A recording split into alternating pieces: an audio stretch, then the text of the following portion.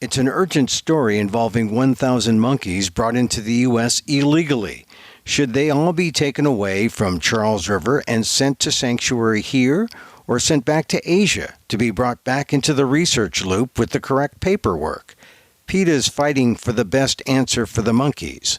The story next on the PETA Podcast.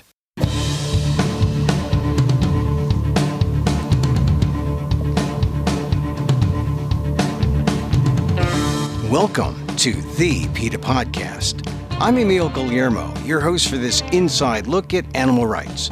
Brought to you by PETA, the largest animal rights organization in the world.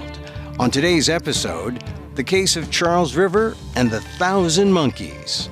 Right now, the U.S. Department of Justice and the Fish and Wildlife Service are investigating the multi-billion-dollar lab research firm Charles River for the illegal importation of monkeys. Because they were brought here in violation of U.S. regulations, the monkeys can't be used in research. They either go back to Asia, where Charles River begins the process again, with the right paperwork, with the monkeys to be bought and sold for lab research, or as PETA has advocated, the abuse of the monkeys can stop, and they can be placed in a sanctuary here, where they can live out their lives as normal macaque monkeys, not as research subjects. Lisa Jones-Engel, a PETA primatologist, helps us understand what's at stake with the 1,000 monkeys. And she sheds light on the bigger picture. The 1,000 monkey case comes just weeks after the Fish and Wildlife Service released news that they were planning to stop all importation of monkeys to the U.S. Here's my interview with PETA primatologist Lisa Jones-Engel on the PETA Podcast. A lot of news in the world of monkey importation. We had just a couple weeks ago, PETA released news that the Fish and Wildlife Service has stopped or planned to stop all importation of monkeys to the U.S. for use in laboratories. Can you explain to me what that is about? Have they stopped it? What is Fish and Wildlife doing about monkey importation? The industry is actually who came out and said this first.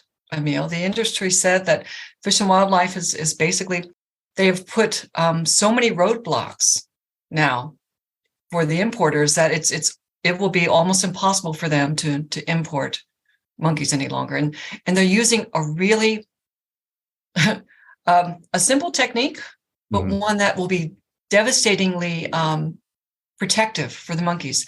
So Fish and Wildlife is requiring that the importers show that any imported monkey is actually captive bred. And the way that you do that, we know that they've been fudging paperwork, the importers, and they've been taking the collars off of dead monkeys and putting them on wild-caught monkeys. But the Fish and Wildlife is using DNA. They are requiring the importers to show that these animals are what's called F2, which is the second generation captive bred, which means that their grandparents could have been pulled from the wild. Actually, no, their great-grandparents could have been pulled from the wild, but their grandparents and their parents had to have been born in captivity. And you know what? These fetid, deadly, dangerous monkey farms in Asia, they're not going to be able to do that. Wow, so this is another step, and we've talked about the paper trail to figure out, what monkeys are where and who has them in labs here in the United States from Asia. But this DNA, could be a game changer. Now we have the science behind it. We can tell, where the monkeys, what their origin was. Exactly. So this is kind of a forensic DNA protocol that Fish and Wildlife is setting up. And the industry has already commented on it. And they've said it would take at least 2 years for the industry to be able to kind of get the assay set up and get the testing kind of protocol in place. And you know what? If it takes 2 years for them to do that, this 2-year lag should be enough to force the industry to say, all right, enough with this monkey business. We're going to pivot to non-animal tests, definitely non-monkey tests. And if you do that as well, it would probably help replenish the monkey population in Asia, the 2-year lag? These monkey populations in Asia have absolutely crashed. Laos is reporting virtually no monkeys left there. Vietnam, Cambodia, Thailand, they're all talking about monkeys are disappearing from the forest. And that is directly because this industry has been scooping them up.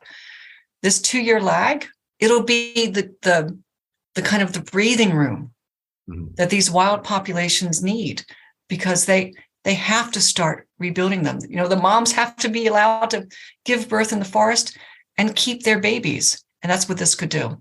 All right. So this is what Fish and Wildlife, the Fish and Wildlife Service is proposing, and that's going to cause some ruckus in the industry as we've just described. Although it's not final that they're going to do that, right? I mean, it's still in a proposal stage, right? Well, there are so many questions. Again, this information about Fish and Wildlife shutting down importations came directly from industry. And who would know better than industry on this? The industry reported this. We magnified it, tried to get any information out of Fish and Wildlife Service. Good luck with that. There are people, obviously, we have been sending in FOIA, requests for freedom of information. I know reporters are doing the same. Fish and Wildlife doesn't want to talk because there are active civil and criminal investigations directed at these importers right now. We have to wait and see what actually happens on that score. But in the meantime, you're trying to rescue, PETA's trying to rescue 1,000 monkeys from this, a big giant in the industry, Charles River Laboratories. And before we go into that, give us a thumbnail sketch on monkey importation in general, the scope and the width. Now, we talked about the DNA test, the verification just a few minutes ago, but just give an overall picture for our listeners on what monkey importation is like here in the U.S. and why U.S. labs are importing these monkeys, where they're coming from, and what's wrong with it. Monkey importation it's greedy, it's dark, it's dangerous. It has existed in the shadows for decades. The industry goes in, they go into wild populations, they cut down a tree, they net the animals who are coming down, they beat the animals who are trying to fight back. Monkeys are stuffed into crates and wire bags. They're taken to these monkey farms throughout Asia. A lot of the animals die in these facilities from injuries, from disease, from just despair. The animals are then a shipper or an importer like Charles River or Innovative or Pre-Labs will place an order, and they'll say, all right, we want 1,000 long-tailed macaques. We want from this age to this age. Box them up, put them on the plane, and send them to the U.S.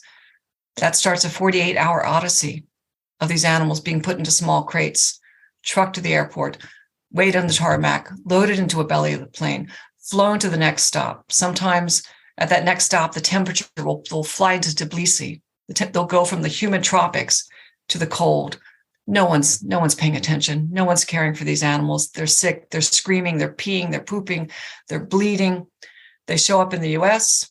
Again, no one's looking. PETA we had some footage recently about the CDC, who is supposed to be looking and inspecting monkeys who come into the U.S. And we saw the inspectors literally kind of leaning back as far away as they could so that no one was looking into these cages to see whether these animals were alive. The monkeys are then dropped into trucks. They're transported to undisclosed locations throughout the U.S. to begin a quarantine period. And we know that during that quarantine period, animals are dying. They're dying of TB. They're dying of diarrheal diseases. They're coming in infected with malaria and tuberculosis and deadly bacterial diseases that are so dangerous, they're considered bioterrorism agents. This is the monkey pipeline. From beginning to end, it is misery and death. And for what? Are these animals leading to improvements in treatments in human health? No. This is a lose-lose-lose situation for everyone, for the monkey, for the importer, for the taxpayer. And for the public, they should be concerned because these monkeys represent a threat to public health. If some of them are coming in with diseases or, and people, they get upset when they hear about Wuhan and the labs. This could be even deadlier than that. Absolutely, because the sheer volume of animals, of monkeys that are being moved into the U.S. should be shocking to the public. 35,000 monkeys a year. In this century alone, almost 500,000 monkeys have come in. And every one of these monkeys, one of the things we learned through this indictment that happened back in November, where Initiative and Worldwide Primates were the unnamed, unindicted co-conspirators associated with the Cambodian monkey smuggling ring. We read the indictment very closely. You know what they're doing? You know how they actually do it? At the monkey farms, the veterinarians look at the animals and they, quote unquote, disqualify some animals. Disqualified is a euphemism for these animals were too sick, or they'd already died in transport, or they were infected with TB or herpes B so that they could not be shipped out. The veterinarians, according to the indictment, would take the collar off of the monkey, a wire metal collar that's attached around the monkey. They would take it off the disqualified monkey and put it on a wild monkey who had been trafficked in through the black market. And then that wild monkey, with the identity of this formerly supposedly captive bred monkey, would then get stuffed into a crate. Wow. So you had monkeys misidentified by the monkey farmers. Yeah. And then they would take a disqualified monkey and then they would give that identity to another monkey, and the monkey would go right. They would be allowed to come in. The monkeys who were too sick, too diseased to travel, their identity was taken and placed on another monkey that they knew nothing about. These are wild caught monkeys. They probably weren't even screening those animals. They were just, in this industry, the monkey is just a commodity. It's just a number. And that's why the Fish and Wildlife's focus on this DNA testing to absolutely force the industry to show that these are well captive bred. And if you're captive bred, then supposedly you are healthier. You have an impact of the wild population. But this industry, they're going to use whatever methods they can to get as many monkeys in as they can. Well, tell me again, how big a player is Charles River in this? So you mentioned thousands of monkeys that they bring in, but they sound like a major world player. Charles River is the world player in this industry. They're the biggest mover of monkeys in the world. So they have facilities in Cambodia, Vietnam, Mauritius. I'm sure they're getting monkeys from Indonesia, from the Philippines. Charles River doesn't just import their own. Charles River also buys from the other importers like Initiative and Worldwide Primates, who bring monkeys from overseas into the US, and then Charles River buys those monkeys once they're here. It's like the level of laundering to try to kind of scrub off the origin or the identity of these monkeys is just at every stage this is happening. Yeah, and monkey laundering, we've used that term before, you just used it here, but that's what it is in order to get these monkeys in. Now tell me, what is PETA trying to do to get them to release 1,000 monkeys? Why this number 1,000? A couple of weeks ago, PETA got a tip-off that Charles River was trying to move 1,000 monkeys from their facility in Houston, maybe even another facility, but certainly from their facility in Houston. They were going to truck the animals across the country to Dulles Airport and then fly them out of Dulles. And so we had people at kind of every point along this kind of domestic line kind of giving us this tip-off. And once we got confirmation that it was Charles River, because initially we just heard that it was a company. And once we heard that Charles River was not going to need a re-export permit, we knew that this was absolutely tied to Charles River's acknowledgement back in early or mid-February that they were under subpoena by the Department of Justice, and that a number of their shipments had been denied clearance by Fish and Wildlife Service. So PETA did what only PETA can do, which is to let everyone know. And so within the space of 12 or 18 hours, 40,000 emails and phone calls went out to Fish and Wildlife Service from PETA supporters. We contacted every stakeholder we could find, and directing everyone at Fish and Wildlife, asking Fish and Wildlife to stop. Do not let Charles River move these monkeys. Do not let these animals out of this country. PETA, working with Born Free, we're working to get these animals into sanctuary.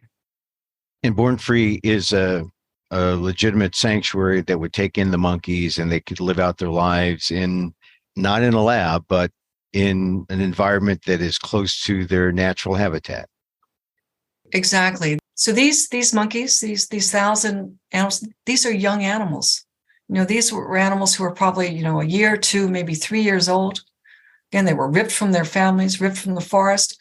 They've been in kind of individual cages, we believe, for several months. There was no happy ending. There's no going back to Cambodia and these monkeys kind of gambling through the forest. That can't happen.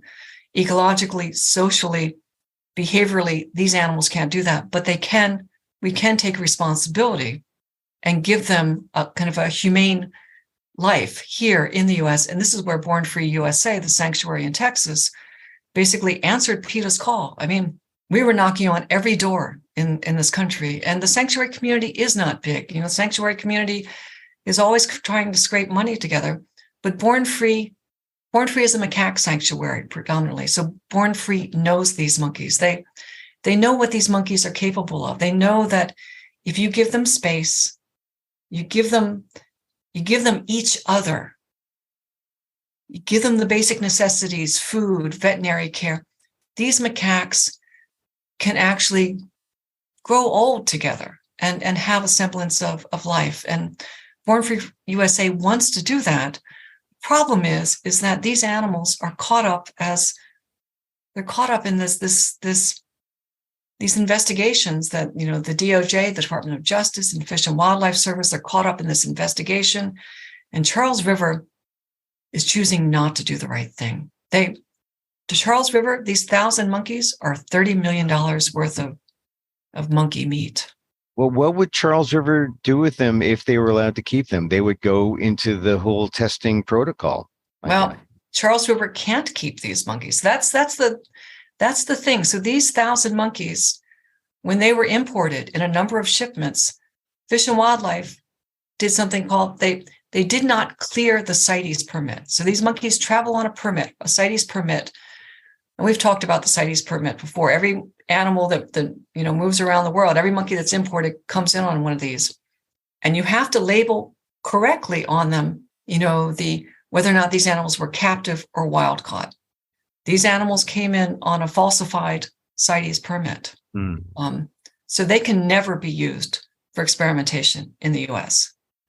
So these monkeys are really worthless to Charles River, really, because of some bureaucratic paperwork error. No, I'm sorry. This was not a bureaucratic paperwork error. This was an intentional act by this industry to falsely label, to mislead the authorities as to pretend that these were captive bred monkeys when everyone knew that these were wild caught monkeys. So Charles River thought that they were too big. They thought they could actually just jam this one down, the regulatory body's throats. And Fish and Wildlife stood up and said, no, to their absolute credit.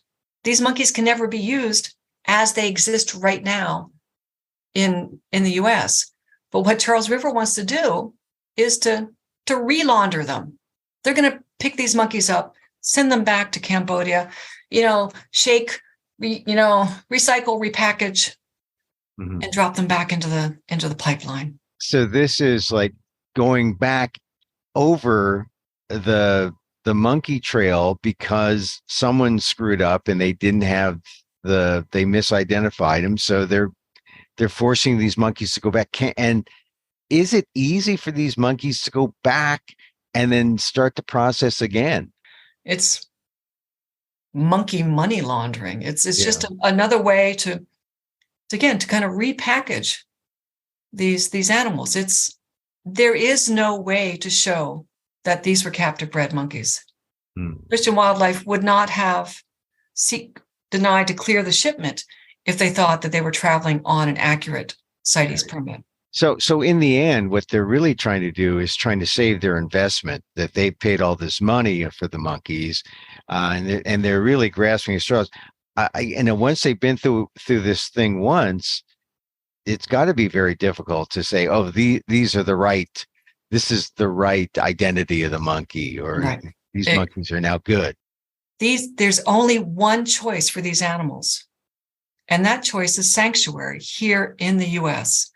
And Charles River and the government who let them in, they have to be held responsible for this. They need to step up and pay for the lifetime care of these animals, because if they go back, this is what happens. They get loaded up, they get sent back to Cambodia, they get unloaded, they go to a farm. They're then going to be trucked over the border to a place like Vietnam or Thailand. And again, they're going to be kind of turned around, kind of tumbled a little bit. And then they're going to be kind of, they're going to be trying to send out of those countries. And whether it'll be to the US, let's hope not, but they may be going into China, or they may be they try to get them into Europe under false papers. But it's these animals they're caught in the system, and they're here on US soil right now. This is an endangered species of primate, and the US public should be screaming from the top of every roof at Charles River and at Fish and Wildlife and at DOJ saying, we will take responsibility for these animals. We will care for these animals, allow these animals to go into sanctuary, make that happen. So where the monkeys are now is they're in this strange negotiation where Charles River has them and they want to send them back, but they're prevented from sending them back. I imagine it's safe to say time is of the essence here. Where are we right now? Are the monkeys at a point where they're ready to be offloaded onto a plane and sent back to Cambodia? Are we really at that precipice where either they go back on a plane or they go into sanctuary? We are at that precipice, and we actually, it's literally, we're standing right there. And so the pressure has to be on Charles River and Fish and Wildlife and DOJ to say, take the action, do what you need to do to get these animals into sanctuary. Because, as you said, these are commodity for Charles River. They want to protect their investment. Again, they know this is $30 million worth of monkey right here. And so they want to find some other buyer for these animals. We don't know obviously we have our ears and eyes everywhere right now. And if the moment that we get any word that there's movement at any of Charles River's facilities to try to get these monkeys back on trucks to fly them out of the country, we'll do the same thing we did last week. And we will put people right there. We will do everything we can to make sure this doesn't happen, that we've got these eyes on them. But the choice it's the government's choice right now. It's Charles River could do this. They could honor what they just describe as, their integrity, their commitment, their social responsibility. They have a responsibility to these animals. They can't use them. They cannot use them as they are here. Charles River could say, all right, we screwed up. These monkeys should have never left. They're here in our house right now. We're going to send them to sanctuary. Yeah. And so what can listeners do to make sure that the right choice is made by Charles River? And what can listeners do to help PETA as PETA tries to make sure that Charles River does the right thing?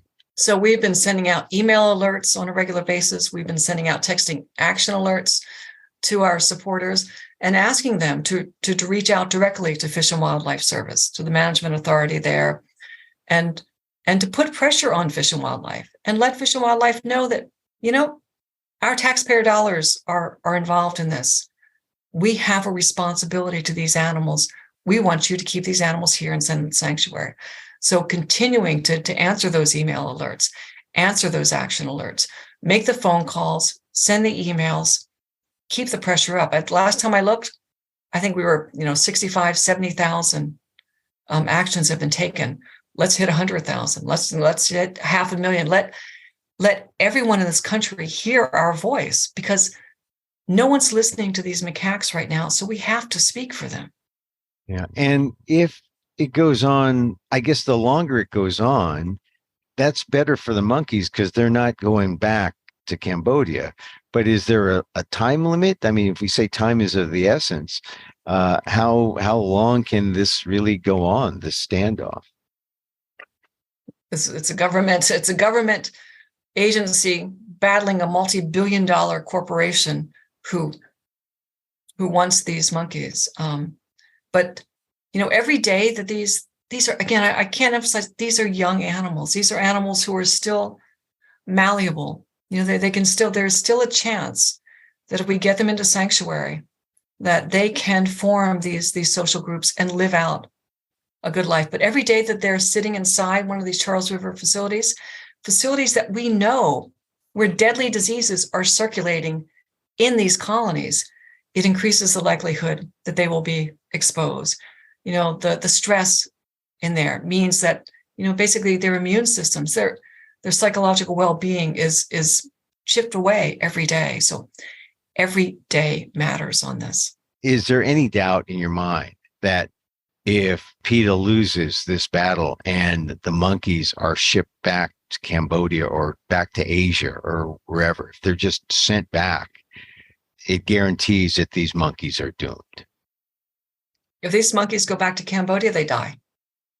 They either die quickly, they die slowly, they die. No monkey makes it out of the experimentation industry. No long-tailed macaque makes it out alive. And so that's why these 1,000 are so critical. These 1,000 who are here on our soil, where we have the ability to actually give them a happy ending. We have to do that, because that will be the first. These 1,000 go back to Cambodia, they will die the most horrible death. Lisa Jones-Engel, PETA primate expert, thank you very much again for being on the PETA podcast. Thank you, Emil.